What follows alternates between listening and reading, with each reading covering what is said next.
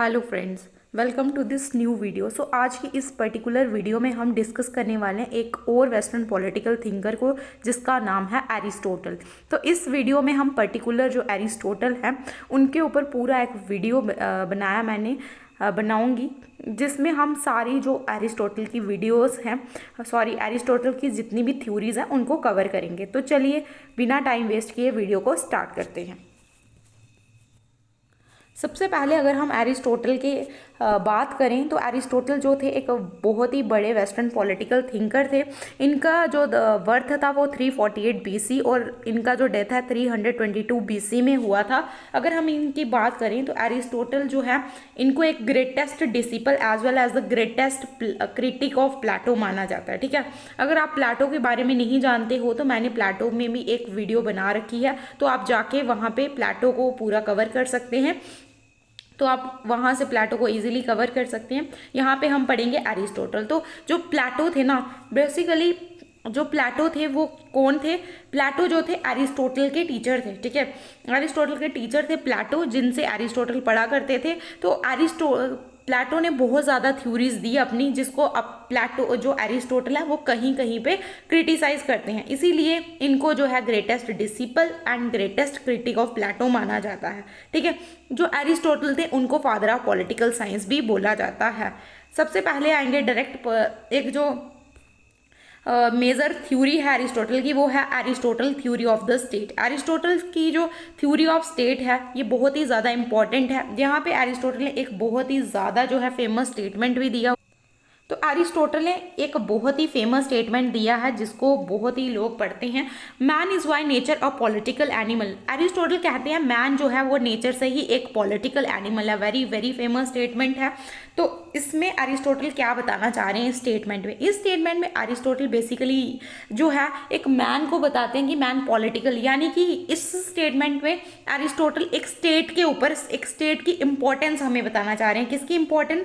कि स्टेट कितना इंपॉर्टेंट है। ठीक है, मैन जो है पॉलिटिकल एनिमल क्यों है? क्योंकि मैन के लिए स्टेट जो है बहुत ज़्यादा ज़रूरी है। एरिस्टोटल इस स्टेटमेंट में ये बोलना चाह रहे हैं। ठीक है, अगर हम देखें तो एरिस्टोटल अपनी थ्योरी ऑफ स्टेट में तीन चीज़ें हमें बताते हैं कि कैसे इस चीज स्टेटमेंट को प्रूव करने के लिए वो तीन स्टेटमेंट का यूज़ करते हैं। तीन जो है अपने आर्ग्यूमेंट्स देते हैं। सबसे पहले बोलते हैं कि अगर हम नीड्स ऑफ द मैन देखें तो एक भगवान ने इंसान को सेल्फ सफिशिएंट नहीं बनाया। एक इंसान जो है दो दूसरों पर डिपेंडेंट है। इंसान जो है वो सेल्फ सफिशिएंट, एक इंसान अपनी बेसिक नीड्स को फुलफिल नहीं कर सकता, इसीलिए उसके किसकी ज़रूरत पड़ती है? फैमिली की। अगर वो फिर फैमिली भी उसकी इतनी बेसिक नीड्स को पूरा नहीं कर सकती, फिर वो एक और इंस्टीट्यूशन क्रिएट करता है, विलेज। ठीक है, और फैमिली क्रिएट होती है, फिर विलेज, और जो सारी नीड्स को फुलफिल कर सकती है दैट इज अवर स्टेट। तो बोलते हैं स्टेट जो है सबसे इंपॉर्टेंट इंस्टीट्यूशन है। ठीक है, उसके बाद बोलते हैं लॉजिक के बेसिस पे अगर हम बोलें तो मैन जो है बाय नेचर, अगर हम लॉजिक के बेसिस पे देखें तो तभी भी जो स्टेट है, ठीक है, वो अगर हम हिस्टोरिकली या क्रोनोलॉजी के हिसाब से देखेंगे तो पहले इंसान आया। ठीक है, लेकिन एरिस्टोटल बोलते हैं कि अगर हम देखें लॉजिकली, अगर हम देखें तो नहीं, पहले स्टेट बना है। क्योंकि जब तक स्टेट नहीं बना था तब तक एक इंसान की जो लाइफ थी वो वर्थ कॉलिंग थी ही नहीं। इंसान अच्छे से ज़िंदगी नहीं जी पा रहा था। जब स्टेट आई उसकी वजह से ही एक इंसान जो है अच्छी ज़िंदगी जी पा रहा है। ठीक है, फिर ये टेलीलॉजिकल आर्ग्यूमेंट के अकॉर्डिंग बताना चाह रहे हैं कि जो एक इंसान है वो जो है मैन ने उसको, जो नेचर ने उसको इस तरीके से बनाया कि वो स्टेट को अवॉइड ही नहीं कर सकता, उसको स्टेट के अंदर रहना ही पड़ेगा। तो ये बहुत ही ज़्यादा फेमस स्टेटमेंट है इनका। ठीक है, उसके बाद अगर हम बोलें तो एरिस्टोटल जो है अपनी दो इंपॉर्टेंट स्टेटमेंट देते हैं। सबसे पहले तो बोलते हैं स्टेट जो है वो एग्जिस्टेंस में ही इसीलिए आया ताकि जो है एक लाइफ के लिए, एक गुड लाइफ के लिए आया, और ये अब स्टेट जो है तब तक कंटिन्यू रहेगा तब तक गुड लाइफ हम चाहेंगे।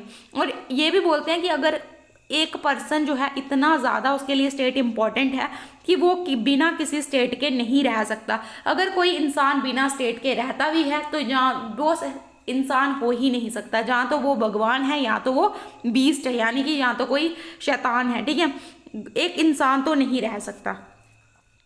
उसके बाद हम एरिस्टोटल की थ्योरी ऑफ सिटीजनशिप को डिस्कस करते हैं। एरिस्टोटल अपनी थ्योरी ऑफ सिटीजनशिप में जो 4 मेन कैरेक्टर्स हैं ना, बेसिकली इनको चारों को ही एक्सक्लूड कर देते हैं। एरिस्टोटल के अकॉर्डिंग जो वुमेन है हम उनको सिटीजनशिप नहीं देंगे, चिल्ड्रन को नहीं, स्लेव्स को नहीं, ओल्ड पीपल को नहीं। वुमेन को क्यों नहीं देंगे? क्योंकि वो अपने घर के कामकाज में बिजी होती हैं, उनको नहीं देंगे। चिल्ड्रन क्योंकि उनके अंदर मैच्योरिटी नहीं है। स्लेव्स के अंदर रीज़न नहीं है। और ओल्ड पीपल जिनकी जो फिजिकल कंडीशन है बहुत ज़्यादा फ्रिजाइल हो चुकी है, हम उनको भी जो है थ्योरी अब सिटीजनशिप नहीं देंगे। ये 4 लोगों को ये बोलते हैं।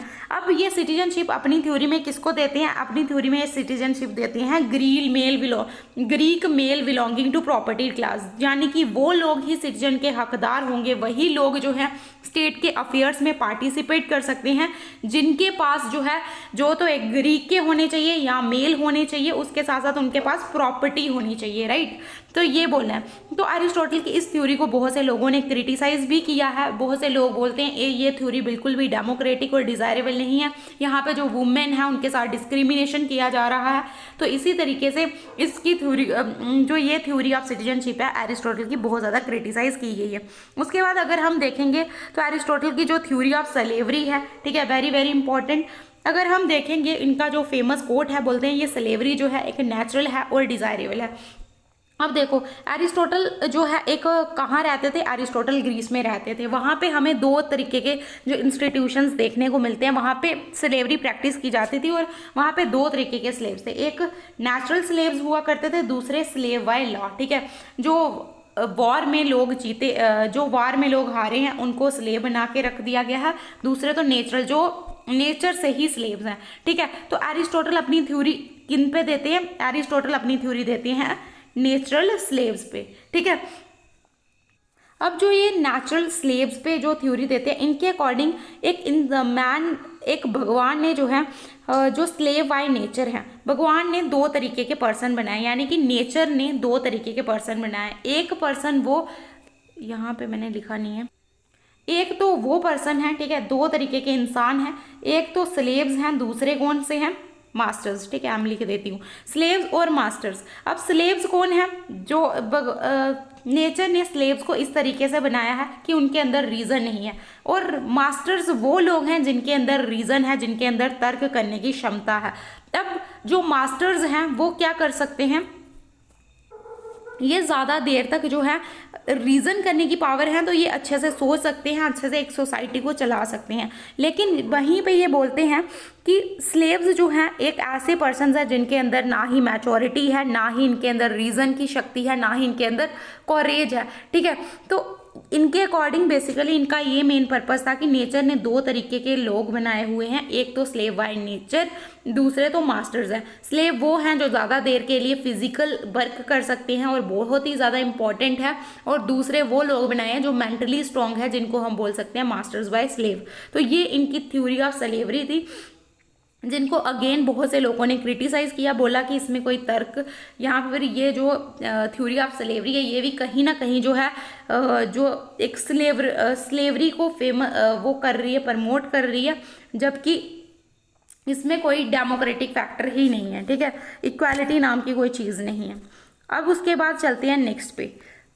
अब थ्योरी ऑफ प्रॉपर्टी जो है ये देते हैं एरिस्टोटल अपनी थ्योरी ऑफ प्रॉपर्टी में 3 तरीके की प्रॉपर्टी को इवेलुएट करते हैं। सबसे पहला बोलते हैं common ownership, common use property के बारे में, दूसरा कॉमन यूज़, इंडिविजुअल यूज़, तीसरा common individual ownership, common use. अब ये जो पहला था ना, कॉमन ओनरशिप कॉमन यूज़, मतलब सबकी प्रॉपर्टी है, सब उसके ओनर हैं। इस चीज़ को एरिस्टोटल बोलते हैं कि अगर एक मान लो एक प्रॉपर्टी है, उसके सभी ओनर होंगे और सभी जो है कॉमन यूज़ के लिए वो प्रॉपर्टी है, तो एरिस्टोटल इस चीज़ को बोलते हैं कि ये बिल्कुल भी अच्छा नहीं होगा सोसाइटी के लिए, ना ही ये अच्छा होगा प्रॉपर्टी के लिए। मान लो आपके पास भी कोई एक प्रॉपर्टी है और उस प्रॉपर्टी में आप उसके ओनर भी सब हैं और सब उसके कॉमन यूज़ है। मान लो कोई पार्क है, ठीक है, वहाँ पे सभी लोग जाते हैं, सभी गंद डालेंगे, ठीक है, तो सभी बोलेंगे कि सभी की रिस्पॉन्सिबिलिटी है, तो ये ना ही अच्छा होगा सोसाइटी के लिए, ना ही किसी प्रॉपर्टी के लिए अच्छा है, ठीक है। दूसरा बोलते हैं कॉमन ओनरशिप इंडिविजुअल यूज़, ठीक है,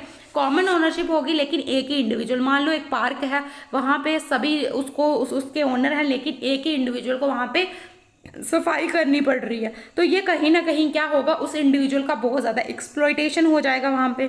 तीसरा, इंडिविजुअल ओनरशिप कॉमन यूज़, यानी कि एक इंडिविजुअल उस प्रॉपर्टी का ओनर है और बाकी लोगों को अंदर उसने अपने लगाया हुआ है कि वो उस जो है प्रॉपर्टी को यूज़ करें। तो एरिस्टोटल इस चीज़ को जो है सपोर्ट करते हैं, ठीक है। तो एरिस्टोटल बोलते हैं अगर किसी इंडिविजुअल के पास प्रॉपर्टी होगी तो वो बहुत अच्छा होगा, वो उसके लिए सोर्स ऑफ मोटिवेशन होगा, इससे सोशल स्टेबिलिटी एस्टैब्लिश हो सकती है, ठीक है। तो ये अपनी थ्योरी ऑफ प्रॉपर्टी में बोलते हैं। और ये जो थ्योरी ऑफ प्रॉपर्टी है ना कहीं जो है इनके जो गांधी का आइडिया ऑफ ट्रस्टशिप है उससे कहीं ना कहीं एरिस्टोटल की जो ये थ्योरी ऑफ प्रॉपर्टी है ये बिलोंग करती थी, ठीक है। आगे चलते हैं नेक्स्ट थ्योरी पे। अब देखो एरिस्टोटल की जो theory of constitution, very very important. Aristotle ने जो थ्योरी ऑफ कॉन्स्टिट्यूशन दी यही एक मेन कारण था जिसकी वजह से एरिस्टोटल को फादर ऑफ पॉलिटिकल साइंस बोला गया। एरिस्टोटल ने 158 कॉन्स्टिट्यूशंस को पढ़ा। क्यों पढ़ा 158? क्योंकि जहाँ पे वो रहते थे ग्रीस में, वहाँ का जो पॉलिटिकल सिस्टम था was not stable at that time, जिसकी वजह से एरिस्टोटल ने क्या किया, एरिस्टोटल ने अपनी जो थ्योरी ऑफ कॉन्स्टिट्यूशन है वो दी। 158 कॉन्स्टिट्यूशन को पढ़ा और समझने की कोशिश की कि कौन सी जो गवर्नमेंट है वो बेस्ट है। एरिस्टोटल जो है, अगर हम यहाँ पे पढ़ेंगे, ठीक है, यहाँ पे मैंने 2 फ्लो चार्ट्स लाए हैं आपके लिए ताकि आपको अच्छे से समझ में आए, ठीक है। यहाँ पे देखो, ठीक है, यहाँ पे आपको अच्छे से समझ में आ जाएगा। रुको 1 मिनट, ये अच्छे से नहीं आ रहा है, हाँ भी आ गया।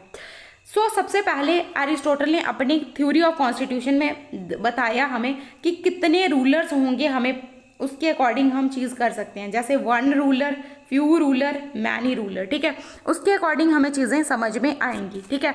एरिस्टोटल बोलते हैं मान लो अगर कहीं पे 1 रूलर है, सिर्फ एक ही रूलर रूल करता है, तो वहाँ पे क्या होगी, उसकी आइडियल फॉर्म यानी कि जो अच्छी फॉर्म ऑफ गवर्नमेंट है, good form of, normal form of government हमें देखने को मिलेगी मोनार्की, ठीक है, जहाँ पे एक पर्सन रूल करेगा। लेकिन अगर हम उसकी बैड फॉर्म ऑफ गवर्नमेंट की बात करें, ठीक है, तो वो क्या होगी, टायरनी, ठीक है। एक पर्सन अगर रूल करता है तो उससे मोनार्की आएगी, मोनार्की से क्या होगा, वो पर्सन धीरे धीरे करप्ट हो जाएगा, जिसकी वजह से उसका बैड फॉर्म हमें क्या देखने को मिलेगा, टायरनी। फिर एरिस्टोटल बोलते हैं कि अगर वहाँ पे फ्यू लोगों का राज है, ठीक है, कुछ लोग वहाँ पे आते हैं तो कुछ लोग रूल कर रहे हैं, तो इसका मतलब अरिस्टोक्रेसी, यानी कि अरिस्टोक्रेसी आएगी, कुछ लोगों का रूल आएगा। अगर वो कुछ लोग करप्ट हो जाएंगे तो उसकी वजह से कौन सी गवर्नमेंट, उसका बैड फॉर्म क्या निकल के आएगा हमारे सामने, वो आएगा ओलिगार्की। फिर बोलते हैं अगर मान लो कि बहुत से लोगों का रूल है, ठीक है, मैनी मतलब ज़्यादा लोग रूल कर रहे हैं, तो इससे क्या होगा, पॉलिटी निकल के आएगी। पॉलिटी एक अच्छी फॉर्म ऑफ गवर्नमेंट होगी और डेमोक्रेसी उसकी बैड फॉर्म ऑफ गवर्नमेंट हमें देखने को मिलेगी, ठीक है। तो ये जो थे इन्होंने अपना एक जो है अपना जो बताया कि कितने कितने रूलर्स होंगे तो किस किस तरीके की गवर्नमेंट हमें देखने को मिलेगी। अब ये अपना एक साइकिल ऑफ गवर्नमेंट हमें समझाते हैं। यहाँ पे मैंने लगाया है, रुको 1 मिनट, ये साइकिल ऑफ गवर्नमेंट है जो आप अच्छे से समझ पाएंगे, ठीक है। सबसे पहले बोलते हैं कि मोनार्की एस्टैब्लिश होगी, राइट, ये है रही हमारी मोनार्की एस्टैब्लिश होगी। मोनार्की की बैड फॉर्म क्या होगी, ठीक है, फिर वो राजा करप्ट हो जाएगा तो उसकी बैड फॉर्म आ गई हमारे सामने, टायरनी जब बहुत ज़्यादा लोग क्या कर देंगे, टायरनी हो जाएगी, बहुत ज़्यादा अत्याचार होंगे लोगों में, तो कुछ लोग आएंगे जो कि अरिस्टोक्रेसी को एस्टैब्लिश करेंगे। जब वो कुछ लोग भी करप्ट हो जाएंगे तो फिर हमारे पास आ जाएगी उसकी pervert form of government, oligarchy. अब उसको ओवरथ्रो करने के लिए हमारे पास आ जाएगी फिर से बहुत से लोग आएंगे, वो सिस्टम को ओवरथ्रो कर देंगे और एस्टैब्लिश कर देंगे पॉलिटी को, और पॉलिटी की बैड फॉर्म क्या हो जाएगी, डेमोक्रेसी, ठीक है। जब बहुत से लोग वो करप्ट हो जाएंगे सभी, तो उसकी बैड फॉर्म हो जाएगी डेमोक्रेसी, ठीक है। और जब डेमोक्रेसी बहुत से लोग जो है वहाँ पे करप्ट हो जाएंगे, फिर से एक पावर निकल के आएगी हमारे पास, मोनार्की, और फिर मोनार्की में करप्ट हो जाएंगे, फिर टायरनी। मतलब इस तरीके से ये साइकिल जो है ये चलता ही रहेगा, ठीक है। ये एरिस्टोटल अपने अपने जो है थ्योरी के थ्रू समझाने की कोशिश कर रहे थे कि जो ये साइकिल ऑफ गवर्नमेंट है जो कंटिन्यू रहेगा, ठीक है। मोनार्की आएगी, फिर टायरनी आएगी, अरिस्टोक्रेसी आएगी, then oligarchy, polity and democracy, फिर से ये सर्कल जो है ये कंटिन्यू रहेगा। एरिस्टोटल बोलते हैं कि अगर हम देखें तो एरिस्टोटल बोलते हैं कि मोनार्की जो है सबसे अच्छी गवर्नमेंट है, ठीक है, मोनार्की एक बेस्ट फॉर्म ऑफ गवर्नमेंट है। लेकिन आज के टाइम पे इम्पॉसिबल है हम एक ऐसा किंग ढूंढ पाए जो कि क्या करे, कहीं ना कहीं एक जो लोगों को चला पाए, ठीक है, कहीं ना कहीं जो है एक लीडरशिप ले पाए। आज के टाइम पे ऐसी जो हमें जो है ऐसा फिलोसफर किंग इस रियल वर्ल्ड में, इस प्रैक्टिकल वर्ल्ड में एप्लीकेबल नहीं हो पाएगा। तो इसकी जो है हमें हमेशा टायरनी ही देखने को मिलेगा, ठीक है, और टायरनी सबसे बुरी जो है फॉर्म ऑफ गवर्नमेंट हमें देखने को मिलेगी। तो सॉरी, यहाँ पे मैंने मोनार्की लिख दी है, यहाँ पे टायरनी आएगा, यहाँ पे, ठीक है, यहाँ पे टायरनी बोला है, ठीक है, सो मैंने ये गलत लिख दिया। सो अब क्या है, अगर हम देखें तो एरिस्टोटल के अकॉर्डिंग जो पॉलिटी है ना, पहले तो वो बोलते हैं मोनार्की अच्छी फॉर्म ऑफ गवर्नमेंट है, लेकिन अगर मोनार्की होगी तो हमें आज के टाइम पे इम्पॉसिबल है कि ऐसा किंग ढूंढना। अगर हम ऐसा किंग, हमें जो है ऐसा किंग नहीं मिल सकता, इसकी प्रैक्टिकल फॉर्म हमारे पास टायरनी निकल के आएगी। फिर उसके बाद ये बोलते हैं कि दूसरे नंबर पे हमारी जो गवर्नमेंट है, बोलते हैं टायरनी सबसे वर्स्ट फॉर्म ऑफ गवर्नमेंट है। ये बोलते हैं कि जो पॉलिटी है ना, ये बेस्ट फॉर्म ऑफ गवर्नमेंट है। पॉलिटी क्यों बेस्ट फॉर्म ऑफ गवर्नमेंट है, क्यों, क्योंकि ये पॉलिटी, ठीक है, यहाँ पे मैं लिख देती हूँ कि इनके अकॉर्डिंग जो है पॉलिटी एक बेस्ट फॉर्म ऑफ गवर्नमेंट है, क्योंकि उसमें जो है रूल होगा मिडिल क्लास का। वहाँ पे लोग जो है मिडिल क्लास से आएंगे और वो रूल करेंगे, ठीक है। तो इसीलिए प्लेटो के अकॉर्डिंग पॉलिटी जो थी वो एक best practicable form of government थी। और उनके अकॉर्डिंग जो टायरनी है वो सबसे वर्स्ट फॉर्म ऑफ गवर्नमेंट है, और जो डेमोक्रेसी वो second worst form of government है। तो वो पॉलिटी को सपोर्ट करते थे कि पॉलिटी सबसे अच्छी फॉर्म ऑफ गवर्नमेंट है, क्योंकि वहाँ पे मिडिल क्लास का रूल है, ना उसमें ज़्यादा लोग हैं, ना उसमें कम है, ना उसमें रिच है, ना उसमें पुअर है, ठीक है। तो इसीलिए प्लेटो इस चीज़ को सपोर्ट करते थे। तो ये थे एरिस्टोटल की थ्योरी ऑफ कॉन्स्टिट्यूशन। अब है एरिस्टोटल का थ्योरी ऑफ जस्टिस। एरिस्टोटल अपने थ्योरी ऑफ जस्टिस को दो पार्ट्स में डिवाइड करते हैं, एक तो यूनिवर्सल जस्टिस, दूसरा पर्टिकुलर जस्टिस। उनके अकॉर्डिंग जो यूनिवर्सल जस्टिस है वो जस्टिस होगा जो हमारे लॉज के थ्रू एस्टैब्लिश हो जाएगा। जो हमारे लॉज हैं, जो जनरल लॉज हैं, जो यूनिवर्सल लॉज हैं, अगर हम उनको इम्प्लीमेंट करते हैं तो उसके थ्रू हम एक यूनिवर्सल जस्टिस को एस्टैब्लिश कर सकती हैं। लेकिन पर्टिकुलर जस्टिस, ठीक है, यहाँ पे मैंने पर्टिकुलर सिचुएशन लिख दी है, तो यहाँ पे आपका आएगा पर्टिकुलर जस्टिस, ठीक है। पर्टिकुलर जस्टिस क्या होता है, पर्टिकुलर जस्टिस वो जस्टिस होता है जो हम कब एस्टैब्लिश करते हैं, जो हम सिचुएशन के दौरान एस्टैब्लिश करते हैं, ठीक है। अगर कोई पर्टिकुलर सिचुएशन आ गई उसमें हमें जस्टिस को एस्टैब्लिश करना है। इसमें आगे एरिस्टोटल दो पार्ट्स में डिवाइड करते हैं। एरिस्टोटल के अकॉर्डिंग पर्टिकुलर जस्टिस दो तरीके का, एक डिस्ट्रीब्यूटिव जस्टिस, दूसरा करेक्टिव जस्टिस। डिस्ट्रीब्यूटिव जस्टिस वो जस्टिस होता है जिसमें हम जब भी किसी अवार्ड या कुछ किसी की भी डिस्ट्रीब्यूशन कर रहे हैं वो फेयर होनी चाहिए, यानी कि जो डिस्ट्रीब्यूशन हम कर रहे हैं वो फेयर होनी चाहिए। फेयर इन द सेंस, देखो फॉर एग्जाम्पल ले लो आप कि कहीं पे क्या हो रहा है कि प्राइज डिस्ट्रीब्यूशन हो रहा है, ठीक है, और आपको पता है कि आपने बहुत ही अच्छे से मेहनत करके उसमें पार्टिसिपेट किया था और बहुत ही अच्छे से आपने किया है, लेकिन फिर भी जो दूसरा पर्सन जो वहाँ पे डिज़र्व नहीं करता उस चीज़ को, उसको दे दिया जा रहा है, वो बिल्कुल गलत है। तो इसीलिए बोलते हैं डिस्ट्रीब्यूटिव जस्टिस जो है वो हमेशा जो है इक्वल्स में होना चाहिए, यानी कि जो लोग जो है इक्वल कर रहे हैं, जो लोग अच्छे से काम कर रहे हैं, उनको इक्वली जो है ट्रीट करना चाहिए हमें, ठीक है। उनके साथ जो है अनइक्वली ट्रीट उनको नहीं करना चाहिए, यानी कि ये है डिस्ट्रीब्यूटिव जस्टिस जो कि एक प्रॉपर जस्टिस की बात करता है, ठीक है। दूसरा करेक्टिव, रेटिफैक्टरी और कम्यूटिव जस्टिस। करेक्टिव जस्टिस वो जस्टिस जिसको हम करेक्ट करके एस्टैब्लिश करें, यानी कि किसी ने चोरी कर ली है, अब चोरी करने के बाद क्या हो गया है, चोरी करके अब हमें उसको करेक्ट करना है। करेक्ट कैसे करेंगे, जब क्या मान लो मेरे घर से चोरी हो गई है, ठीक है, और चोरी किसी ने कर ली है, अब मेरे साथ जस्टिस कब होगा, जब वो चोरी का सामान मुझे वापस मिलेगा, that was the correct justice, ठीक है। तो करेक्ट करके जिस जस्टिस को एस्टैब्लिश किया जाए और उसको उसकी पनिशमेंट दी जाए, वो होता है हमारा करेक्टिव जस्टिस, ठीक है। तो ये था हमारा जो जस्टिस एस्टैब्लिश करते हैं कौन, एरिस्टोटल।